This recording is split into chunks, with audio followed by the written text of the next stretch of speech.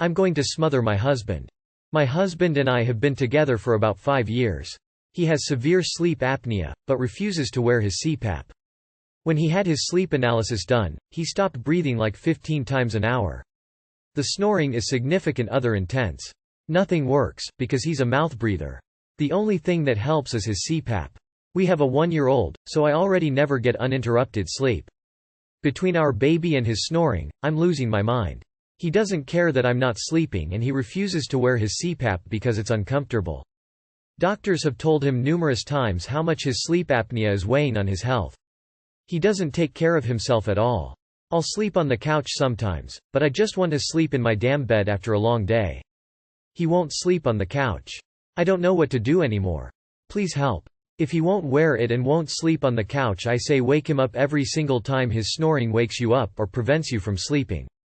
Then when he bitches about it, tell him that's exactly how you feel because he won't wear his mask, or sleep elsewhere.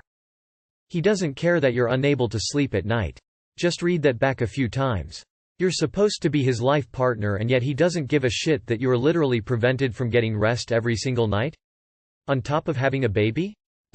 This is not a problem-solving exercise about how you can get him to be a responsible adult about his health or if you can figure out some magic cure for sleep apnea or invent a new CPAP. This is a huge fundamental problem in your relationship. He doesn't care about you. You are bending yourself into a pretzel and enduring sleep deprivation to accommodate his selfishness while he's unwilling to make himself slightly uncomfortable so that you can fulfill your most basic human needs. Take your baby and run. Sleep apnea can also cause severe cardiac problems. Tell him you don't want to be a widow. He is a moron for not wearing his CPAP. Mine saved my life literally. It also saved our marriage. Tell him he is sleeping on the couch or the kitchen floor until he wears it. Don't fuck him or do his clothes, don't feed him, go on strike till he reconsiders. There are mouthpieces that can help. Look into an adjustable base bed or using pillows prop him up into kind of a sitting position. Those can help. There is a surgery where they remove your soft palate. This is terrible, I am so sorry you have to deal with it. This is ultimatum time in my mind. Wear the CPAP or I walk. Have you tried using a spray bottle with water on him when he starts snoring? Fiancee, 38 male, spiraling after seeing ex, 38 ISHF, and won't open up to me, 39 female, need help. Throwaway with some details changed for privacy. Too long did not read. We ran into my fiancée's ex-wife and her new family at an event. They broke up over him being infertile. Now he is shutting me out and drinking heavily. Context. My fiancé and I have been together for 4 years. He and I both want children and have fertility issues, so we started IVF 2 years ago. He finalized his divorce from his ex-wife, college sweetheart, about 5 years ago. The reason for their divorce was him finding out that he would need to do IVF to have biological children. She was not willing to do IVF, so they split. He went no contact with her after that. She ended up moving away from our area shortly after their divorce. He was very upfront with me about all of this early in our relationship and didn't seem to have any lingering feelings or baggage. His tone was very matter-of-fact. He never really brings her up or mentions her, and his friends do the same. About a month ago we went to a wedding for one of his college friends, and his ex was there. She was very pregnant, and we learned from conversation, mutual friends, that this is actually her 3rd child. My fiancé seemed kind of off all night at the event, but every time I tried to check up on him he brushed me off. Ever since then he has become a different person. He has been drinking heavily and shutting himself in his home office for hours at a time. He will barely talk to me and has lost all interest in wedding planning or our IVF process. I have to admit I snooped a bit and saw he was looking her up on Facebook, but she doesn't use the site anymore, so her profile is basically empty. He also tried to message her there, but it was unread. I know the first recommendation from everyone is going to be couples therapy or individual therapy for him. We have been before and I don't see being able to get him to go back anytime soon. I tried to give him space, but it's been weeks now. I don't want to give him an ultimatum when he is in this vulnerable state. If anyone could give me insight into his mental state and ideas for how to connect or help, I would really appreciate this. He really needs to see someone. Can you ask him to attend a couples counseling session with you? Maybe that can encourage him to unpack this shit in a healthy way. Some lyrics from a country song called, "Old Flame." You said it ended when she left you. You say your love for me is strong. But those old memories still upset you. Well, I might be a memory before too long. As an infertile guy, myself, I think your fiancé is being really stupid. If I had married a woman who left me because it turned out that all she wanted in a partner was a sperm factory and a financial provider for future kids, I would consider myself lucky to have dodged that bullet. My wife and I wanted children, the old-fashioned way, when we got married, but once we found out I was infertile, we decided to adopt. Our oldest is now 19, and we have an extremely fulfilling family life. We also saved a lot of money by not going down the route of fertility treatments. You don't need genetically related offspring to have a great family. What was he trying to message her? I'm sorry, if they have been broken up for 5 years and you guys are already preparing to start a family, that is not okay behavior. I agree with other commenters stating you need to be firmer. Not cool to leave you hanging like that. He's grieving the fact that the women he wanted to have children with now has children without him. I'm sure even though it ended he feels hurt cause this was something he wanted with her. You can help him grieve the process. I know this is not a nice feeling and you should express how it makes you feel, and obviously you're not trying to hurt him. You are just as human as him and have emotions about this, rightfully so. It's obvious it will take some time and work for both of you. I'm sorry you're in this position, but you're handling it well. Stay strong. Slightly smiling face, scissor, medium light skin tone. You are still second choice to him if he is still upset about his ex and reaching out when he had closure. Counseling is not going to help with how he feels about her. My M24 partner, F23, wants to meet a colleague after work. Am I being controlling? My girlfriend of 4 years and I have a healthy friendship group as well as separate individual friendship groups.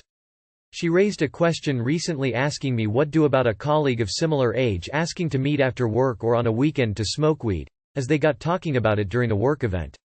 Me and my partner do occasionally smoke. Since this she told me he has asked her twice to do this, and both times she makes up an excuse.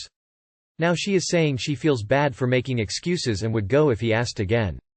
I told her, 1. I personally wouldn't engage a relationship with a work colleague to do drugs together after work.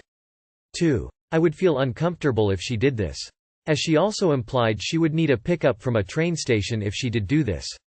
She was very defensive, saying I'm manipulative, controlling and gaslighting. I tried to explain how would she feel if I did the same with a girl from my office.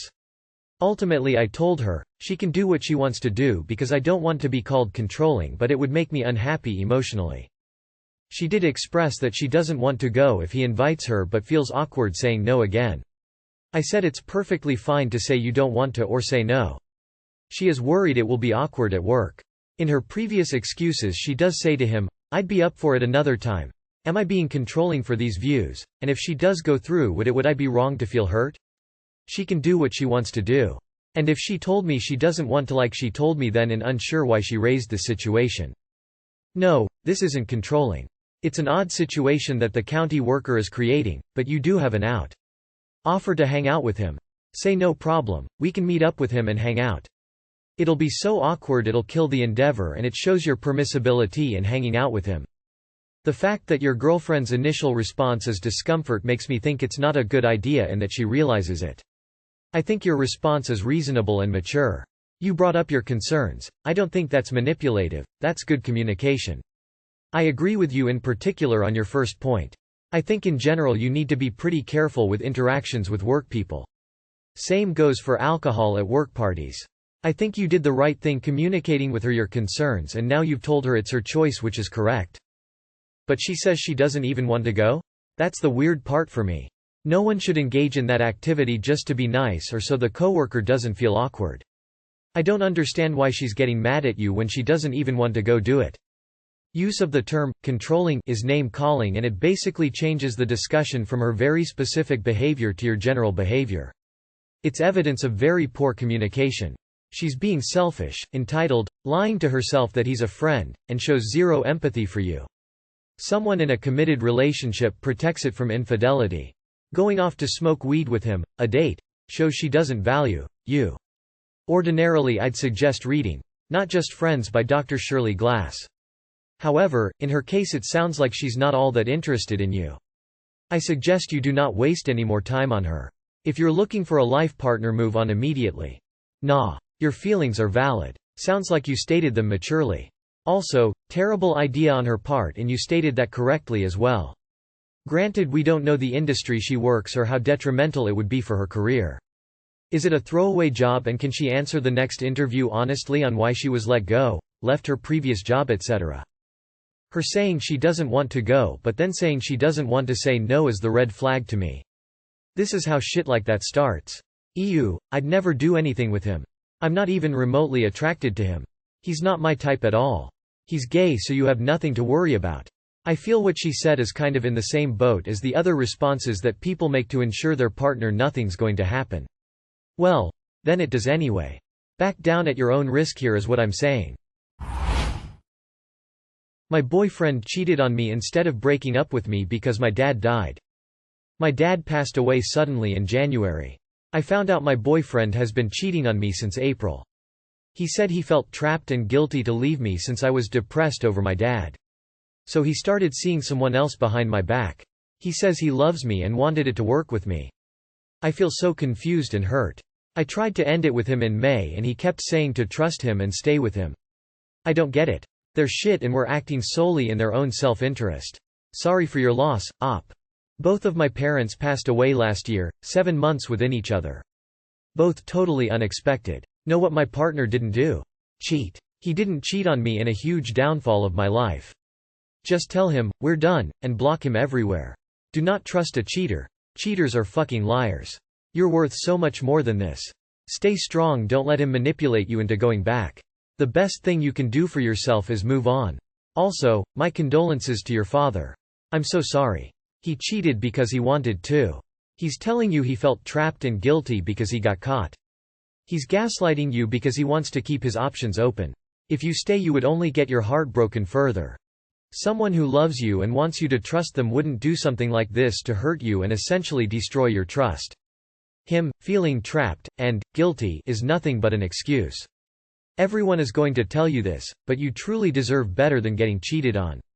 I hope you're able to move on and realize this is 100% his incompetence, not your situation. I also am sorry for your loss. I personally haven't lost a parent, but I couldn't imagine what you're going through. Wishing you the best. I tried to end it with him in May and he kept saying to trust him and stay with him. End it. Why in the name of God should you trust him? It's so confusing for me. I kept pushing him away. When my dad died, I was just upset and I self-isolated. I told him I was done with him because he had broken my things in my apartment and I couldn't handle it anymore. And he begged to keep me. I stayed and tried, but he blames me now, saying he has a good heart and didn't want me to hurt myself if he left me, so he cheated instead. He had so many chances to leave me. He could have agreed when I said I was done and said goodbye nicely. But why did he stay if he felt trapped?